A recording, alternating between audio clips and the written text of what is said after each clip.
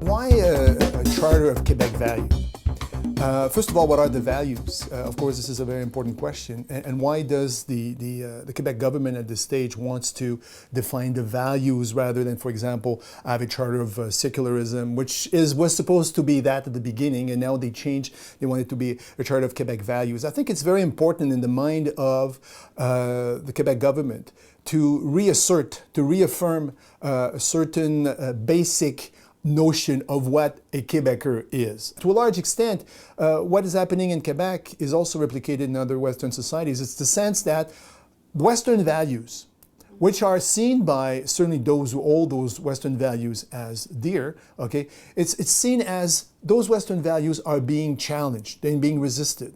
And because we think that the Western values are the best, because we think that Western civilization is the best in the world at this stage, then there's a sense that we have to make sure that whoever tries to challenge those values will be kept in check. In other words, it's a strategy of containment. Why now? Why the charter? Why this proposal?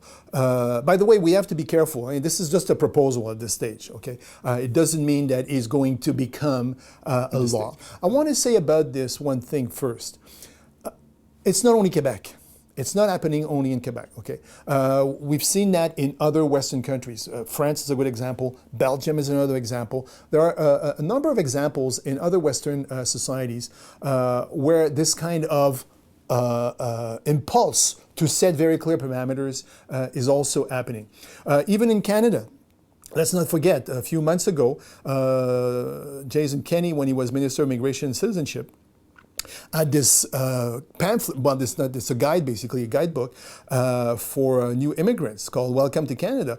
And in that particular book, there's a chapter, there's a number of passages which are very clearly saying to immigrants, prospective immigrants, do not forget that you come to civilized countries. Est-ce que nous étions si désunis?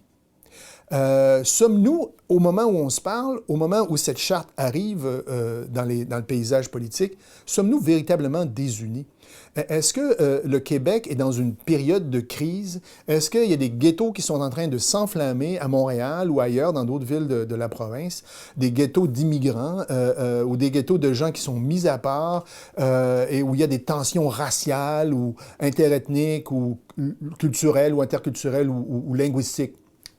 Moi, je ne les vois pas s'il y en a. Je ne sais pas où M. Drainville et Mme Marois voient tout ça, mais moi, je ne les vois pas. Je suis sûr qu'il y a plein de gens qui ne les voient pas. Est-ce que ça va nous unir plus? Il faudrait pour ça que nous soyons véritablement des unis. C'est un faux discours que de dire la neutralité de l'État, ça garantit la neutralité de l'État. Prenons des choses. L'État n'est jamais tout à fait neutre. M. Drainville et Mme Marois, en tant que représentants de l'État québécois, okay, sont-ils neutres?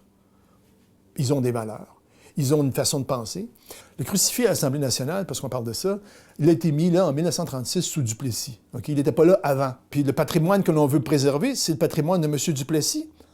Alors justement, c'est là où est l'ironie, parce que la Révolution tranquille, et nous sommes les enfants de la Révolution tranquille aujourd'hui, ça a été justement, l'idée de la Révolution tranquille, c'était justement de se défaire de ce fameux patrimoine, de se détacher, de prendre des distances par rapport à ce patrimoine qui était celui de Duplessis et d'une Église catholique beaucoup trop lourde, qui s'est appesantie beaucoup trop sur la société québécoise. Qu'est-ce qui fait que c'est du patrimoine, qu'un crucifix est du patrimoine et que le voile de la musulmane ne l'est pas, ou que la croix de David du juif ne l'est pas nécessairement? Okay?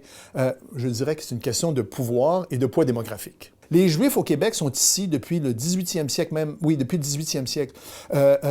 Les Juifs, à Montréal en tout cas, ont participé à la création de plein d'institutions fondamentales qui ont créé le tissu social québécois, ou à tout le moins montréalais.